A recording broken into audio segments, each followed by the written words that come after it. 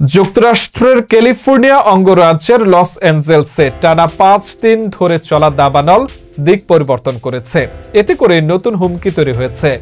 শনিবার দাবানল দিক পরিবর্তন করলে ওই এলাকার বাসিন্দাদের নিরাপদ স্থানে সরে যেতে বলা হয়েছে।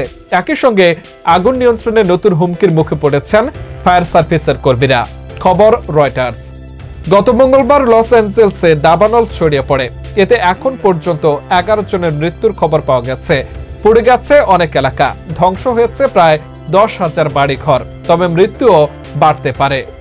লস অ্যাঞ্জেলসের ইতিহাসে সবচেয়ে ভয়াবহ এই দাবানল ছড়িয়ে পড়ার পেছনে প্রধান কারণ হচ্ছে সান্তা এনা নামের ঝড়ো বাতাস।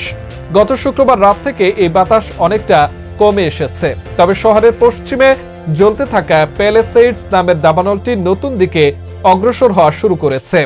লস অ্যাঞ্জেলস ফায়ার সার্ভিসের কর্মকর্তা এরিক স্কট স্থানীয় টেলিভিশন চ্যানেল KTLA কে বলেছেন, প্যালেসেইডস দাবানলটির পূর্বের অংশে আগুন উল্লেখযোগ্য হারে বৃদ্ধি পেয়েছে। সেটি দিক পরিবর্তন করে আরো উত্তর পূর্ব দিকে এগিয়ে যাচ্ছে। এই দাবানল সবচেয়ে ভয়াবহ আকার ধারণ করছে। এদিকে ক্যালিফোর্নিয়ার আগুন নেভাতে এগিয়ে এসেছে প্রতিবেশী ৭টি অঙ্গরাজ্য। কেন্দ্রীয় সরকার সাহায্যের হাত বাড়িয়ে দিয়েছে। কানাডা থেকেও এসেছে সহায়তা। যুক্তরাষ্ট্রের জাতীয় আবহাওয়া দপ্তর জানিয়েছে, সপ্তাহান্তে লস অ্যাঞ্জেলসের দাবানল পরিস্থিতি কিছুটা উন্নতি হতে পারে।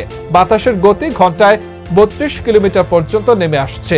এটা আগের চেয়ে কম, ফলে আগুন নেভানোর কাজে ফায়ার সার্ভিস কর্মীদের সুবিধা হতে পারে। তবে স্থানীয় ফায়ার সার্ভিস কর্তৃপক্ষ ক্যাল ফায়ার জানিয়েছে, আগামী মঙ্গলবার বাতাসের গতি আবারও বাড়তে পারে।